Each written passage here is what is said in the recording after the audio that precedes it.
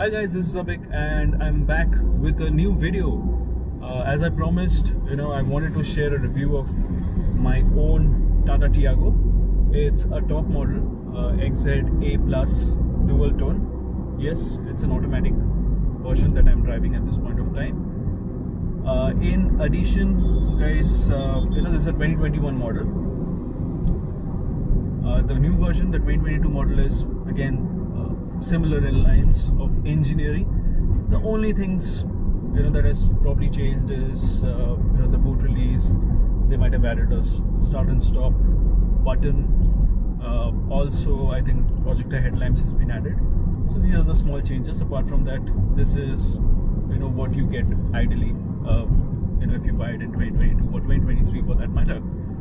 Now coming to this car, I bought it at a price point of 7.4 lakhs. This is after registration, taxes and everything included. At this point of time, if you are going to buy the same model, you should be ready to shell around 9 lakhs. Okay, almost 9 lakhs, 8.8, 8.9 lakhs. I'm talking about the prices for Hyderabad. It may differ basis the state that you are in, and the taxes and all would probably change. The taxes structure and everything might be different in your city for that matter, or the state. Okay, but more or less that's the deal you're going to get. Okay, now moving to the car. Okay, if you're going for a top model, you get majority of the features that is needed. Okay, you get a cool glove box, you get auto climate control, you get a dual tone horn, of course. Apart from that, you get your welcome feature, which is when you turn off, like you lock your car, the side mirrors would recline. You get your auto dimming, not auto dimming, I'm sorry, it's a manual adjustable IRVM. Okay, this is a very, very important feature according to me. You get your Harman music system and so on. Okay, so those are the things that you get with your car. Okay, now yes, moving to how it drives. Well, if you are a person who is not very enthusiastic, this is a good car for you. Okay, this is a good car for you. If you are a person who would probably prioritize safety for your family, again, this is a good car for you. Okay, the build quality of the car is, I think, good as per the price point the car has been provided.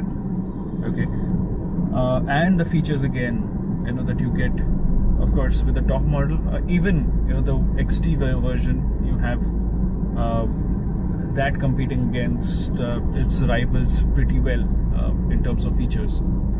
Okay, you get a 15-inch alloy wheel. Okay, again, that's a very good added advantage, considering at this price point most of the competition provides you a 14 there, which is again good. Okay, and you get the reliability of Tata. That's, of course, something that is good. Tata is known for its reliability, is what I would say. You had, it's not a company that has just stepped into the Indian market. It's been doing well for quite a few years. Okay, so you can trust on Tata on that. What you don't get now, okay, the disadvantages. The first disadvantage would be the NVH levels. Okay, if you compare it to a Maruti, of course, if you compare it to a Maruti or a Hyundai, the riding the driving pleasure that is there in terms of smoothness, okay, the NVH levels for those cars are lower than this. Now, if you ask me how much low, I would say probably you might see a difference of around 20%. Okay, not a huge deal breaker for some of the advantages this provides. I would say it's not a huge deal breaker, but you do have that advantage. The other advantage is kind of the peppiness of the engine that you get with Maruti for a similar output, which is around 85-86 bhp. If you drive a Maruti car, for that matter, okay, I'll not probably talk about Volkswagen or any other German brands, but even if you drive a Maruti with a similar horsepower, you would see that would probably give you a better response, or it would be peppier than this. And a part of which is again because of the weight of this particular car, it's higher than the other cars, while it has its own share of advantages, which I'll come to. Okay, but these are the major differences that you would see. The other difference would be the service, of course. What I've heard about Maruti is the service is good. I'm not talking about the cost, but the response from the service center is better in Maruti, is what we all know of. Okay, Tata, the response is a little mixed. You would get good feedbacks, you would get negative feedbacks about Tata. So the response is a little mixed for Tata, but when it comes to Maruti, the service response is very good. Okay, their RSA support and all those things are good. Now coming to the other advantages for that's all about the advantages for the competition. Okay, now coming to another advantage, a big plus point is the driving dynamics of a Tata car.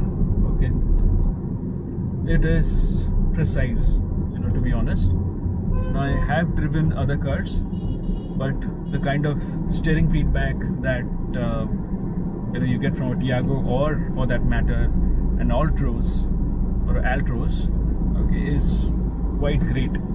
Okay, if you're driving it on a highway, the stability is awesome. You won't feel if you're driving it at a 3-digit speed. Okay, and of course the safety quotient that gives you that added edge over the highways as well. So if you're looking for a highway car, then nothing can beat a Tata. Okay, if you're looking for probably a city car, and if you want to consider the mileage part as well, then you can lean towards a Maruti. I would probably not lean to a Hyundai, because it really doesn't have any specific advantage. Okay, so either this side or that side, Hyundai falls somewhere in between. It doesn't make sense to me, because it doesn't provide safety, it doesn't provide mileage. Okay, Maruti does provide mileage, Tata provides safety. Mileage for my car, I'm driving an automatic version. In city, I get around 13 to 13.5. That's the maximum that I'm being able to churn out. Of course, there would be sprints like say for example, I'm driving in the morning hours, or later in the night, I see the Odo at around 15, 16, 17 and so on. Okay, but ideally in city driving mixed conditions, where you see a lot of traffic, stop and go sort of traffics, you would only be able to probably manage around 13. Okay, highways, good mileage highways. You get 20 kmpl, at least 20 kmpl. It can go even more to a 22, 23 as well. Again, depends on how you drive the car, but yeah, it definitely can give you a 20 plus mileage in the city. So if you are someone who wants to go for long drives in a car, and that's the reason you're buying a car, which was the reason that I bought my car, I would say this would definitely make a lot of sense. Okay, and you can definitely pick this over any other car. You should not regret your decision. Now, coming to automatic, it's not flawless. Okay, automatic, I understand that it's a budget option probably, and it's a AMT gearbox. That's why it is probably not as smooth. Okay, sometimes here and there you would have some glitches where you are neutral, but the car might indicate a first. Generally, when you kind of have stopped the car and you are starting on again, you might see those small kind of misalignments here and there. It's nothing to be worried about, and it is not something that happens regularly, but once in a while I have seen that happening, so I'm just bringing that up. The other thing is the pickup is something that you cannot judge every time. Say for example, if you press the pedal high all the way down, then sometimes you might see the car moving forward really enthusiastically. Sometimes you would see that the car is acting a little lazy. Okay, that's how it is. So it is little unreliable in that matter, the acceleration or the response from the accelerator, considering it's an AMT. So as you know, the clutch has its own brain, right? So I might be thinking about overtaking someone really fast, but the car might be under the impression of something else, and it might be thinking that you're going to apply brake, say for that matter, and pushes the clutch inside. So that's where these things comes up, but definitely you'll get used to it. But as I mentioned, okay, all these things would play a role if you are an enthusiastic driver. However, if you are someone who wants to commute from a point A to point B, likes hassle-free driving, then automatic is something I think adds a lot of value and adds a lot of comfort to your daily drives. I think you got an understanding of what are the advantages and disadvantages of this car is. If you have any specific comments, feel free to message me in my inbox or add a comment for that matter. Thanks for your time, guys. It was great sharing my experience with you. I hope you like this video. Subscribe to my channel and do share it with your friends. Thanks, take care, and have a lovely day ahead, guys. See you, bye.